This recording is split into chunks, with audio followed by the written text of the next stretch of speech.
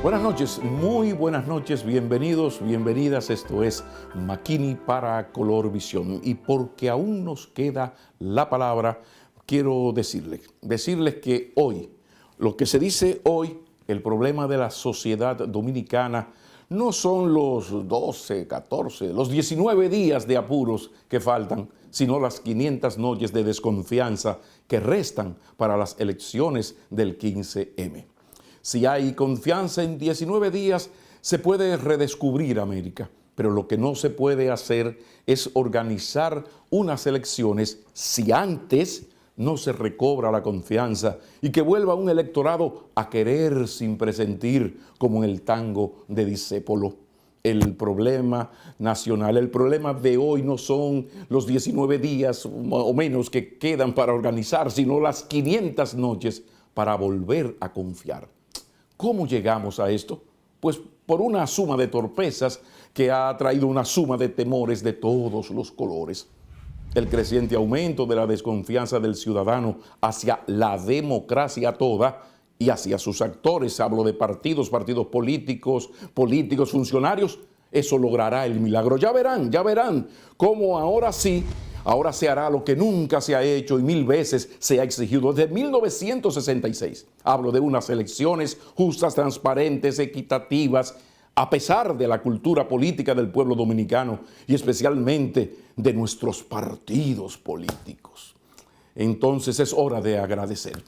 El país no tiene con qué pagar a esos jóvenes indignados de la plaza, ni a los 2 impresentables que lanzaron las bombas lacrimógenas, que aumentó, a Dios las gracias, la indignación y también el apoyo a la concentración por una mejor democracia. Gracias al genio de la estrategia que pretendió resolver esta chapucería culpando a un coronel y a un técnico en informática de una telefónica, sin ni siquiera referirse al ellos que se menciona en el chat. Un agradecimiento sin fondo a los 2 PLD, muertecitos de éxitos, en morado y ahora también en verde, que no entendieron que ese partido, como todo el sistema político, necesitaba renovación, oxigenación, caras nuevas. De esta crisis no saldremos sin un gran acuerdo político institucional que permita frenar la arrabalización institucional, que permita aplicar los mandatos de la Ley de Estrategia Nacional de Desarrollo y que paguen más impuestos los que más ganan y que las ARS no sean la suma de todos los negocios siniestros que se han hecho en el mundo, legales pero inmorales, anticristianos y por lo mismo, digo yo, ilegítimos. Quizás ahora será posible aplicar un régimen de consecuencias a lo mal hecho y disponer la independencia, incluida la independencia económica, del Ministerio Público y también de la Cámara de Cuentas. Al fin, el rayo que no cesa en la vida dominicana no es el de Miguel Hernández, sino el de la corrupción y sobre todo el de la jodida impunidad. A Medina, Fernández, Abinader, a Castaños, como a este programa, aún les queda la palabra. Les queda la palabra para llegar a un gran acuerdo. Solo que para ese acuerdo, atención, no disponemos de 19 días ni de 500 noches, sino de una semana, que como advierte Jaime Sabines, no es mucho ni es poco, es bastante. En una semana se puede reunir todas las palabras de amor que se han pronunciado sobre la tierra y se les puede prender fuego, precisamente fuego. Fuego, se nos puede encender el país. Vayamos a una pausa mientras pasamos al estudio central, no para hablar del amor en los tiempos del cólera, sino de la salud mental en estos tiempos de crisis. Lo haremos con el psiquiatra José Miguel Gómez. Claro, después de la pausa, les espero. Y que creía que tenían que venir de fuera a ponernos de acuerdo y le negaron esa acción a Juan Pablo Duarte. Hoy 27 de febrero. Es decir, ahí está la visión colonial de no creer en el patriotismo, en la nacionalidad, en la construcción de la identidad.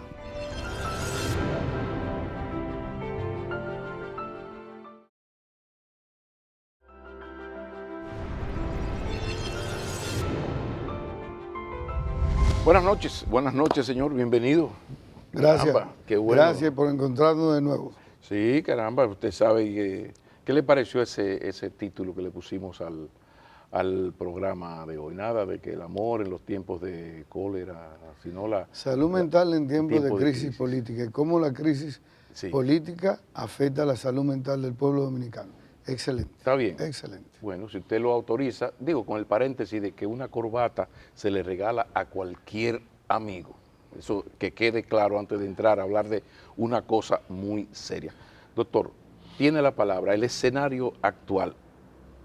Fuera del aire me dijo ahorita, estamos de psiquiatra. Vamos a desarrollar el tema. Te decía que esta es una sociedad, por favor, que está enferma. Y cuando estoy hablando de la sociedad que está enferma, estoy hablando de una sociedad que es generadora de estrés. Ahora mismo el pueblo dominicano, esto de la crisis electoral, esto de las marchas, de los cacerolazos, de la protesta en la bandera, todos estos movimientos sociales han creado, por un lado, un empoderamiento importante, y yo quiero felicitar a los jóvenes dominicanos que han ido a la Plaza de la Bandera, que civilizadamente y organizadamente han hecho una cultura de indignación y una protesta organizada demandando derechos y libertades. Hasta ahí vamos bien. Y me gusta eso porque hasta hace poco se tenía un perfil como que los millennials eran apáticos, como que los millennials vivían en una sociedad... ¿Los millennials es la generación que va? La generación que va entre los 18 y los 25. Ok. 18, 25. Que es la generación de las tecnologías, de las redes, ¿verdad? Del ciberespacio, de las connotaciones que hay, de la música. Entonces, a esa generación, a diferencia de la generación Z o de la generación Y, esas generaciones posteriores tuvieron que cumplir, la tuya y la mía, una crisis ideológica de un mundo que era bipolar y había una solidaridad internacional y cada quien expresó en su momento inquietudes políticos sociales. Pero hubo un espacio después de la Guerra Fría donde el neoliberalismo, el mercado, la crisis de identidad, la globalización, la desglobalización y llegar a esta posmodernidad tecnológica, se culpó de que esta generación era apática e indiferente y que no tenía olfato para percibir, para oler, para comprometerse y sentir con lo que estaba pasando en el resto del mundo. Y ahora lo vimos porque estos movimientos no llegan solos. Estos movimientos hay que verlos en un desencadenamiento que ha venido produciendo de conexiones. Vino de Chile, vino de Ecuador, bajó por Nicaragua, por El Salvador, fue a Guatemala, repercutió en la crisis de Bolivia, ahí está Haití, y entonces República Dominicana pensó que nosotros como sociedades y en términos electorales estábamos blindados y nos comparábamos con Uruguay, Costa Rica y Panamá, y creíamos que teníamos estable. Después de esta crisis, ese grupo de millennials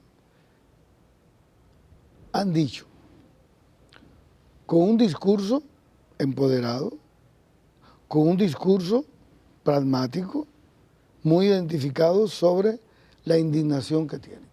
Y hay que buscarle una respuesta porque esa indignación de los cacerolazos de los sectores medio y medio alto, ¿qué ha pasado? Hay gente que dice, bueno, pero esta gente la crisis no le da. Sí, pero esa gente se indigna. Y si tú lees la teoría de los indignados de Francia, tú te das cuenta porque estas sociedades, la acumulación de problemas no resueltos, de sistemas de no consecuencia, de corrupción, de insatisfacción, acumulado ahora con la crisis partidaria, con la crisis moral y ética de la misma sociedad, y donde la crisis ha llevado a que no tenemos actores creíbles referentes creíbles, todos hemos entrado, entonces lo que le llaman la desesperanza y la desmoralización con desesperanza. Podríamos decir entonces que estamos en lo fundamental, en una crisis de confianza, en el sentido de que llama poderosamente la atención de que todos los movimientos sociales hasta ahora se habían dado en lo esencial por un tema material. O sea, un problema, la economía marcha mal, alta tasa de desempleo. De repente tenemos el país paralizado, una militancia ciudadana de esa baja clase media hacia arriba admirable, una indignación expresada muy civilizadamente. Y no se está hablando, o sea, fíjate que entre las reivindicaciones aquí, los problemas, y tenemos problemas, pero el problema no es que la tasa de desempleo subió o no bajó, que la tasa de la disminución de la pobreza no es como debería ser, que debería ser más, o que el metro no está funcionando, qué sé yo, cualquier cosa material del servicio. Este movimiento llama la atención porque es un movimiento de indignación que en lo fundamental es de desconfianza, es que yo no confío en ti. Entonces es un caso grave porque el principal acusado, porque detenta más poder, es el PLD, pero es una crisis a todo el sistema político. Entonces, y electoral, interesante. Y electoral. Y lo electoral, claro. Y esta crisis tiene la particularidad que no tenemos mediadores. Y a mí me preocupa eso. Porque recuérdate que Juan Bosch, el profesor Bosch decía, las crisis políticas generan crisis sociales. Y las crisis sociales generan crisis económicas. Y cuando esto ocurre, y todas juntas generan ingobernabilidad. Exactamente. ¿Verdad? Cuando se hablaba de aquella arritmia histórica, de que cada tiempo acontecían hechos parecidos, no era que se repetía la historia, pero la República Dominicana, con una ausencia de una clase gobernante y una clase política y una clase empresarial con conciencia de clase, como para decirle a los políticos la noción del país que queremos. La tesis de los 30 años. De los 30 años. Cada 30 años aquí hay un gran problema. Correcto. Búsquelo. Entonces, esa crisis pendular es la que ha llegado y se ha juntado con la electoral. En los años 90 se podía paliar las crisis, en las crisis de los 90, recuérdate, cuando esa Junta Central Electoral se oxigenaba y se nutría de un grupo de notables de la sociedad civil, directores de periódicos, rectores de universidad, aparecían las iglesias, aparecían los sectores sindicales, aparecía una sociedad civil y se oxigenaba y se podía mediar. Ahora tú te encuentras, y eso es lo que me preocupa, que al día de hoy se llama un pacto social y todavía al día de hoy no hemos podido tener 4 referentes que paren esto, que puedan ponerse de acuerdo y decir, tenemos una seguridad, unas elecciones del 15 de marzo y del 17 de mayo. Pero eso es parte de la misma madurez de una sociedad que ha ido aprendiendo del paso de la historia. Si me engañas una vez, sinvergüenza es; si me engañas 2, sinvergüenza yo. Entonces, de repente ya la Iglesia Católica de hoy no es la de hace 50 años en la credibilidad y las iglesias en sentido general. Fíjate cómo el CONET llama a un acuerdo y nadie le hace caso, incluso hay problemas porque todo el mundo le echa en cara su cena, su cercanía, que no dijo nada cuando hubo cosas tan terribles como modificar la Constitución. Entonces de repente tú dices, pero aquí solo tenemos a los imperialismos, a la famosa embajada. Y a la OEA, esa OEA cuando... Que es un brazo operativo de la esa OEA embajada. Cuestionada cuando Vox. Claro. ¿Verdad? Entonces, fíjate cómo la República Dominicana, en la debilidad de las instituciones, en la falta de credibilidad del sistema político y en la crisis moral de los sectores más activos y que inciden, hemos tenido que apelar al internacionalismo, a la visión colonial, a esa visión colonial que no creía Santana y que no creía Báez y que no creía Lili y que creía que tenían que venir de fuera a ponernos de acuerdo y le negaron esa acción a Juan Pablo Duarte. Hoy 27 de febrero. Es decir, ahí está la visión colonial de no creer en el patriotismo, en la nacionalidad, en la construcción de la identidad. Pero admitido desde el mayor centro de poder, que es el mismo Palacio Nacional. Es desde el Palacio Nacional que dice, mira, vamos a buscar la paz, vamos a solucionar esto, no hay credibilidad en las instituciones, vamos a pedirle a la OEA que sea el referee, que busque los especialistas y que hagan la famosa auditoría forense o futura. Entonces, esto lleva un camino peligroso. Por eso te estoy diciendo que al día de hoy no veo que nadie responde a los llamados de los sectores empresariales, del mismo sistema político, y entonces yo pienso y digo, oye, hay una crisis y hay que cuidar porque la crisis en el tiempo puede arrastrar otras consecuencias. Desde la sociedad civil empoderada para vigilar esto, Qué bueno para hay... darle legitimación Sí. a estas elecciones.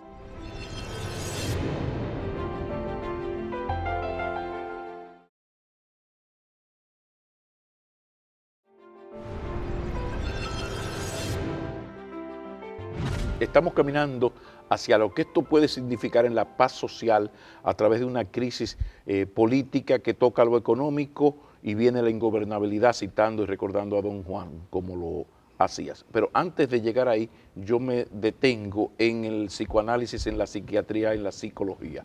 Todo esto, ¿cómo afecta al ciudadano? En lo que es, por ejemplo, sus niveles de ansiedad, la tentación a la opción de la depresión, si puede aumentar, o lo peor, hay una cosa maldita que se llama la incertidumbre. Esa vaina mata. ¿Cómo se analiza desde la psiquiatría este momento de mucha incertidumbre? Aquí el que dice, al que tenga mínimo entendimiento de lo que puede ocurrir ahorita, no, aquí no se sabe qué caray va a pasar. El temor es la incertidumbre, doctor. que los países están conectados y hoy en el mundo entero se va a ver y se ha visto lo que ha pasado en la Plaza de la Bandera y los cacerolazos. Desde Suiza a todo Centroamérica y Latinoamérica se sabe que en República Dominicana hay una crisis electoral. Eso evidentemente paraliza las inversiones. Nadie va a invertir a un país donde hay crisis y donde las instituciones están cuestionadas, ¿verdad? Bueno, pero de pronto eso ausenta el turismo, que es la principal fuente de ingresos de divisas de la República Dominicana.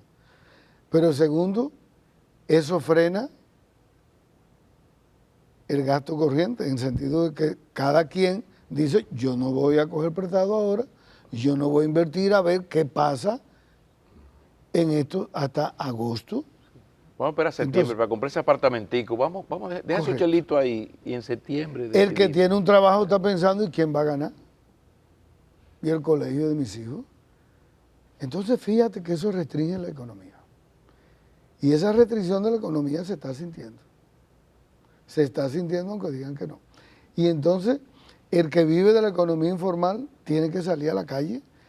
Y esto está trayendo una consecuencia social donde tú te encuentras ya gente que no está durmiendo bien, de gente que está en incertidumbre, de gente que está en pánico, de gente que tiene trastorno de ansiedad, de gente que se está deprimiendo, de gente que se siente impotente, de personas que tienen miedo. Entonces uno dice, bueno, eso está repercutiendo en la salud del pueblo dominicano. ¿Ha aumentado la consulta en estas últimas 3 semanas? Ha aumentado. Y cuando tú te das cuenta que aumentan las demandas de la atención en salud mental y en problemas cardiovasculares y en problemas gastrointestinales, te está explicando que el estresor psicosocial está ahí. Entonces uno dice, bueno, pero estos movimientos sociales no llegan solos. La indignación no llega solo. Jung, alumno de Freud, hablaba de una crisis donde el sistema colectivo, el inconsciente de la gente, se va acumulando emociones negativas que llega a hartarse, para ponerlo en dominicano. Está harto. ¿Verdad? Está bueno. Entonces, eso es un sistema de impotencia, de indefensión, y es peligroso. La impotencia. Porque en las crisis de las interpretaciones que hablaba, Durkheim, en aquel siglo XIX, de la crisis de la anomia social y de cómo se hacen pobladas y levantamientos, insurrecciones populares, cuando la sociedad no tiene quien le canalice sus necesidades y sus crisis. En Chile no se ha parado, y lo preocupante de Chile es que convocan a través de las redes y no se sabe ni quién convoca.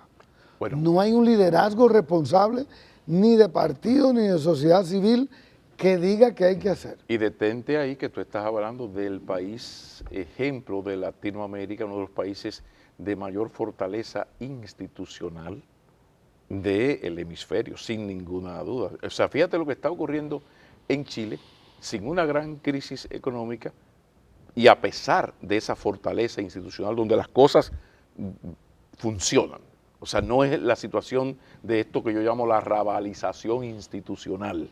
No. Entonces, qué peligroso esto, que si esto está ocurrido de esta manera en Chile, ¿qué puede ocurrir aquí que vamos de menos a más? Pero además hay un ambiente que yo decía, digo, ven acá, sin credibilidad en el juez, en un país de una cultura política donde nadie pierde. Bueno, de hecho, usted puede perder aquí por 26 puntos y 1,2 millones de votos de diferencia y todavía a los 4 años no admitir que a usted le ganaron. Si esa es nuestra cultura política, esto es un asunto del PRM, de PLD, no, es una cultura política del dominicano, que hay problemas, hasta en Acroarte todavía no hay, Acroarte no sabe quién es el presidente.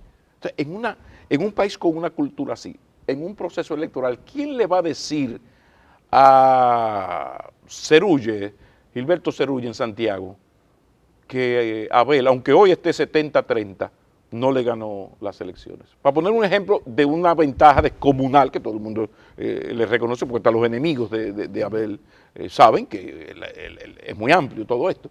Entonces, ¿hacia dónde va un país cercano ya 15 días de un proceso electoral sin confianza en el juez, ni en las instituciones, ni siquiera en su plutocracia hay confianza? Porque antes el CONED hablaba y tenía un control del país, pero después de esto las cosas han cambiado mucho.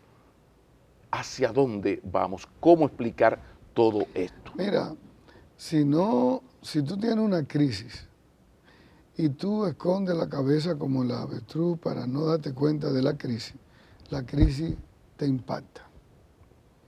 Si tú tienes una crisis y tú la prolongas, la crisis afecta más. Si tú la desconoces y haces una negación en el inconsciente y no aceptas tu problema, más tarde prolonga el tratamiento y por tanto la rehabilitación. Entonces, pienso que en esta semana, el lunes debe el presidente de la Junta Central Electoral convocar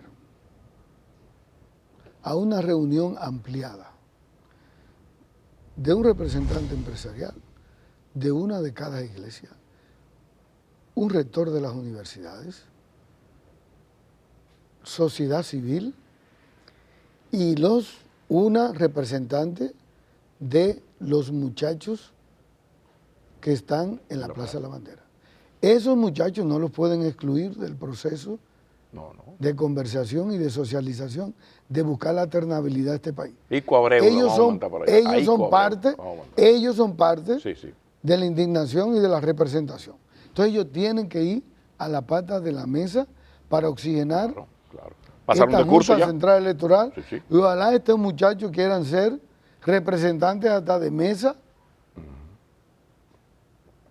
desde la sociedad civil empoderada para vigilar esto, para darle legitimización a estas elecciones. Qué bueno decir que esos muchachos, cuando uno dice muchachos, pero ahí hay muchachos de 32, 36, con 3 maestrías, doctorado y 3 idiomas. O sea, que hay que tener cuidado con los muchachos, que no son las Paolas, ¿no? Sí, pero no, ¿qué sabes? Hay muchachos, ese Cabral es una estrella, el cineasta. Pero ¿sabe qué pasa con ellos? No son loquitos. No, es una clase media que ha estudiado. Bueno. Pero ¿qué pasa? Que se han encontrado con una sociedad casi igual a la de Chile. Se han encontrado una sociedad con estos indicadores. Nos dijeron que para entrar al desarrollo social hay que estudiar. Han estudiado. pero no tienen empleo de calidad. Han estudiado, pero están desempleados. Han estudiado, pero no tienen oportunidades. Han estudiado, pero todavía el papá le sigue pagando la gasolina y un apartamento si se casa, o pagándole al muchacho el colegio. Te estás riendo. Esa es la realidad y tú lo sabes. Entonces, esos muchachos le están diciendo a esta sociedad: hemos estudiado, lo hemos hecho correctamente, y nos siguen excluyendo porque la distribución del Producto Interno de la República Dominicana es tan desigual. Hemos desarrollado y hemos crecido, pero de manera inequitativa. No dejes el tema más indignante para esos muchachos, que es el tema de la corrupción. Y el ascenso social aquí se da a través de la corrupción o la politiquería vía el Estado. O sea, de cada 10 personas que logran el éxito y salen del barrio caliente, Palo Claro, 8 tienen que ver directa o indirectamente con la política. Quizás hay 2 que estudiaron y son gerentes y echaron para adelante. Entonces. Terrible eso. Entonces. Indignante. Esa exclusión de que el 5 o el 3% se quede con la riqueza y la distribución y haya de ahí para abajo inequidades, falta de oportunidades, y que tú trabajes y después de llegar a 30 años, a 35 años, usted no puede acumular para sacar un apartamento. Usted no tiene capacidad de ahorro para tener una calidad de vida decente, digna, y accesar a servicios básicos buenos, de calidad y de calidez. Y usted no puede viajar, y usted no puede organizar un sistema de desarrollo en la que usted se merece, y lo que usted ha hecho para llegar a donde llegó, eso indigna. Y cuando usted también ve que fuera de estas situaciones hay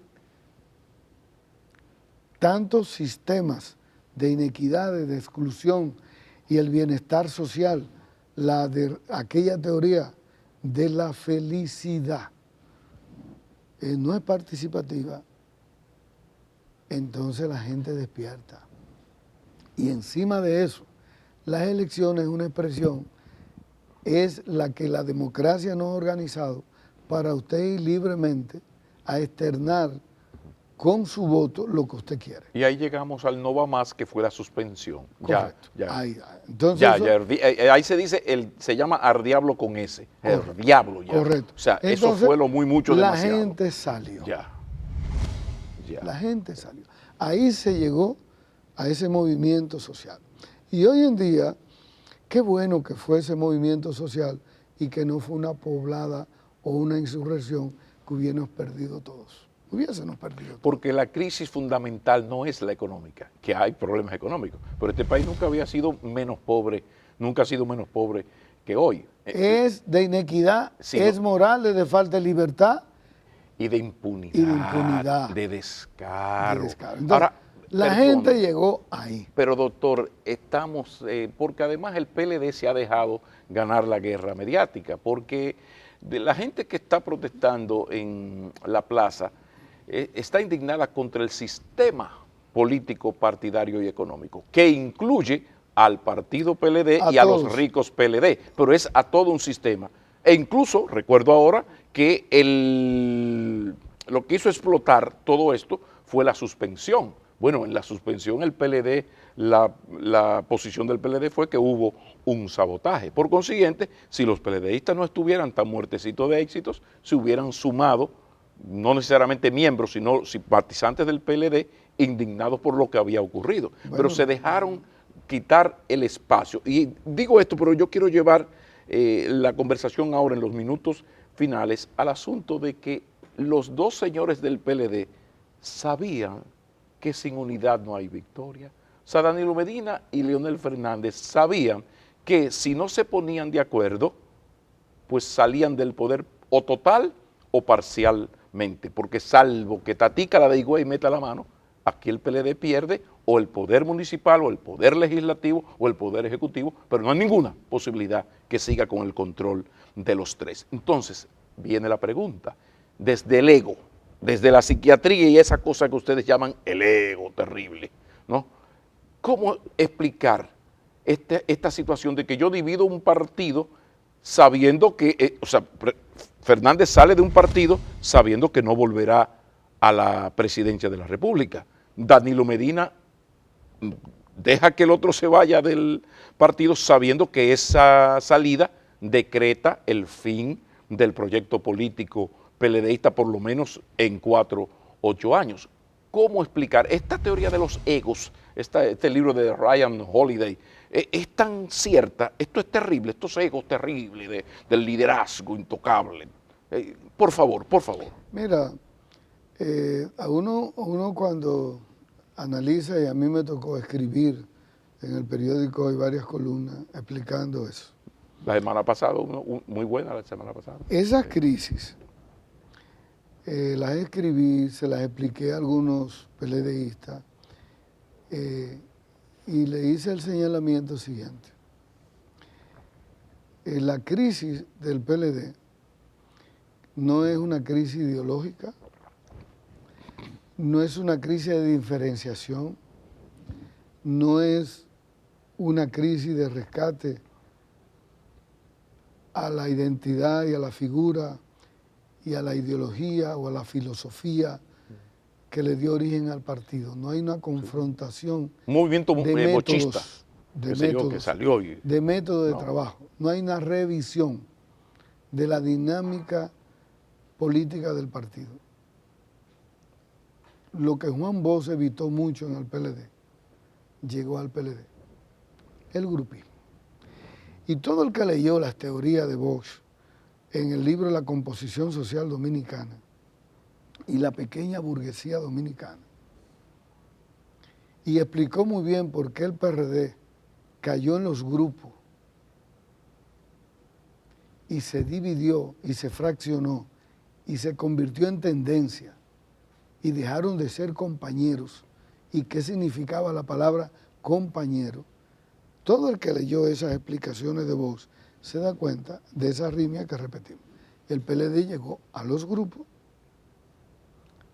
perdió el concepto de la filosofía del concepto de lo general a lo particular a lo general, la unificación de criterios, las divisiones llevarlas a los organismos y discutirlas en los organismos. Se rompió aquel marco conceptual con que se había crecido, donde los organismos se reunían semanal o quincenalmente e interpretaban los fenómenos sociales y políticos, bajaban los activistas a cada región y cada región paría ideas del concepto que se iba a decidir en el partido.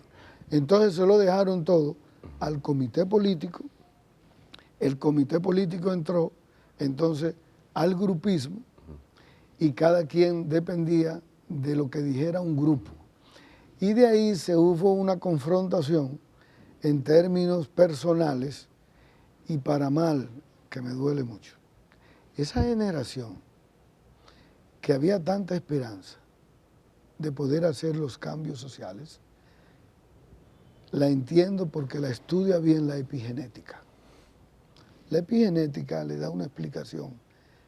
¿Cómo tú...? Explique qué es eso de la epigenética. Mira, antes de que sigamos aquí. La epigenética es una parte de la genética que desde la década de los 90, con el avance de la neurociencia y del cerebro, sí, se descubrió que las conductas y los comportamientos y los pensamientos en un ser humano se modificaban y su ADN se modificaba y le daba lectura diferente a su cerebro después de usted haber vivido un trauma o de haber usted tenido circunstancias estresantes sostenidas.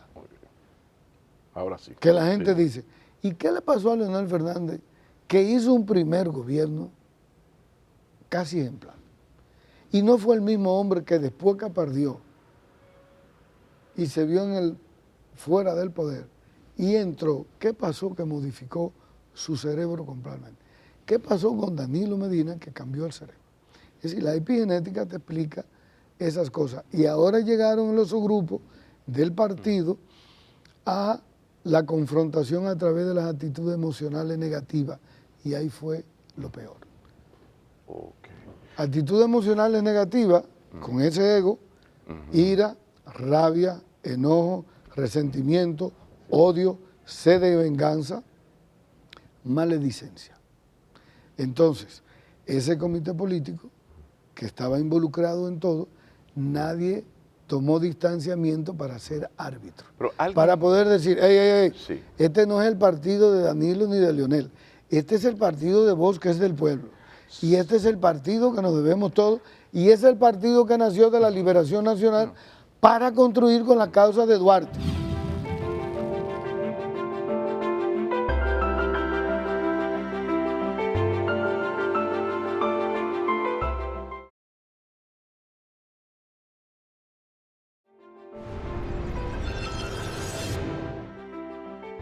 Alguien me decía en una conversación un poco pesada, no hace muchas semanas, mira Maquinini, el problema es que el que no entiende por qué el PLD llega, se mantiene en el poder y se convierte en una maquinaria electoral casi invencible, el que no entiende eso tampoco entiende por qué el PLD va a salir del poder, me decía esa persona. Porque lo que me insistía es que en el PLD, para llegar al poder, dejó de ser el PLD. Porque al llegar en el 96 se trataba de que siguiera siendo el PLD y llevara al bochismo al sector conservador. Pero tú sabes quién es el líder del sector conservador del país nacional. Hoy es el mismo del excelente gobierno 96-2000, porque heredó ese sector conservador de Balaguer. En vez de traerlo al bochismo, se dio cuenta que electoralmente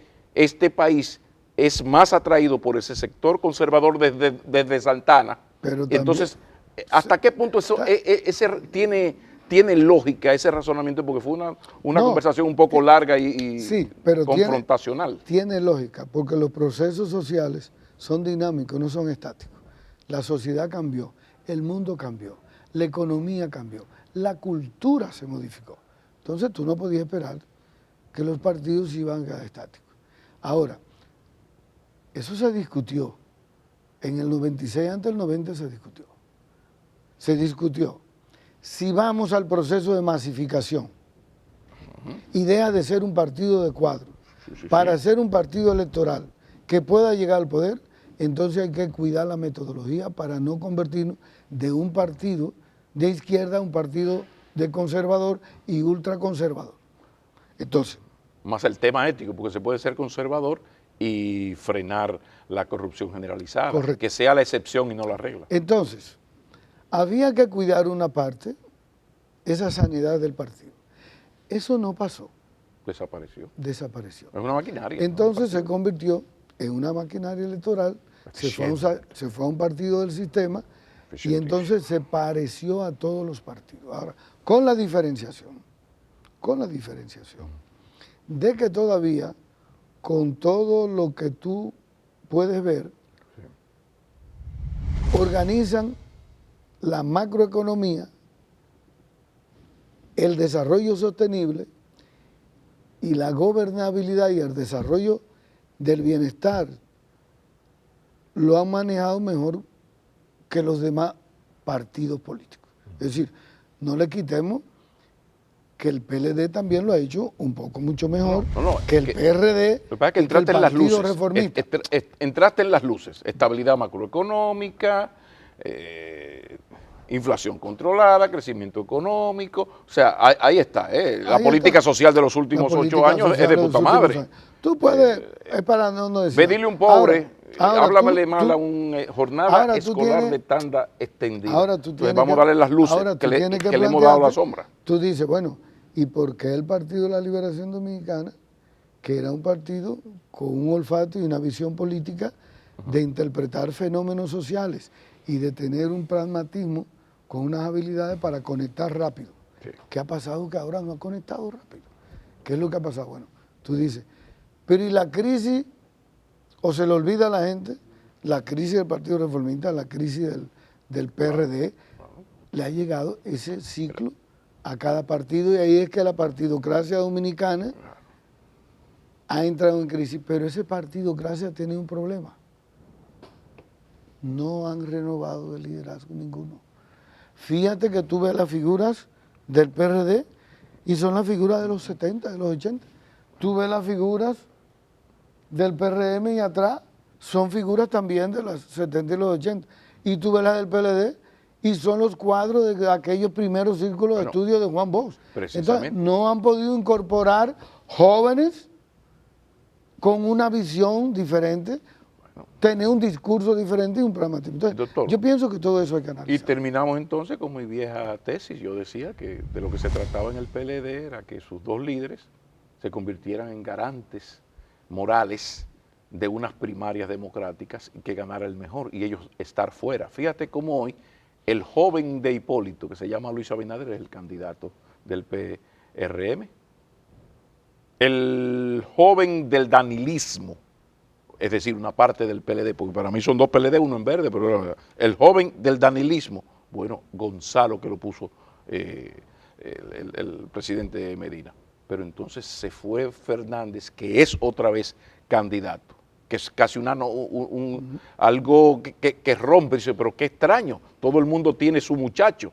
Bueno, porque quizás lo ideal para el PLD, yo no sé para el país, pero para el PLD y para la supervivencia de ese proyecto político, era que estos dos señores fundamentales, determinantes, desde el año 96 y vamos por el 20, dieran un paso atrás, aún teniendo los dos popularidad, porque en el PLD nada más 3 personas marcan, que son ellos dos y Margarita Cedeño. Pero ocurrió y el tiempo se nos terminó y cuántos temas. Yo quiero terminar. Por ser a usted, no le que estamos dando minutos a todo el mundo aquí. Un minuto. Por ser a usted, doctor. Un minuto. Tómelo. Quiero hacer un llamado a los jóvenes de la bandera. No permitan terminar la protesta sin un manifiesto de Santo Domingo que diga los 10 puntos que ustedes le van a exigir a los partidos políticos. Todos. Para que se pueda articular y parir un proyecto de nación en educación, salud, Ministerio Público Independiente, desarrollo sostenible, gasto responsable, no corrupción y una serie de otros puntajes importantes para concretizarlo, así como se le sacó de la piel al sistema político el 4%. Si esa manifestación no cierra con la articulación de un manifiesto y un compromiso para poder asumir el voto, entonces nos van a coger otra vez de relajo, van a pasar las elecciones y se quedó como un movimiento sin resultados. Muchísimas gracias, doctor. Muchas gracias. Terminemos entonces citando a ese maestro de la ciencia política del continente que se llama Juan Bosch, que citaba mucho la sabiduría popular por aquello de que nunca es más oscura la noche que cuando va a amanecer. Qué oscura que está la noche, ¿estará cerca el río? ¿O es que están llegando los fríos y quizás es que va a amanecer? Muchísimas gracias. Muchas gracias. Nos faltó tiempo, lamentablemente. Tenemos que volver. Pero se hace muy buen programa con usted. Sí, no, conmigo. Aquí el que sabe es usted, yo guío, yo lo que hago es guiar. Señores, ni un segundo más. Gracias por su generosa compañía. Un buen fin de semana. Si es en familia, mucho mejor. Muchísimas gracias. Muchísimas gracias.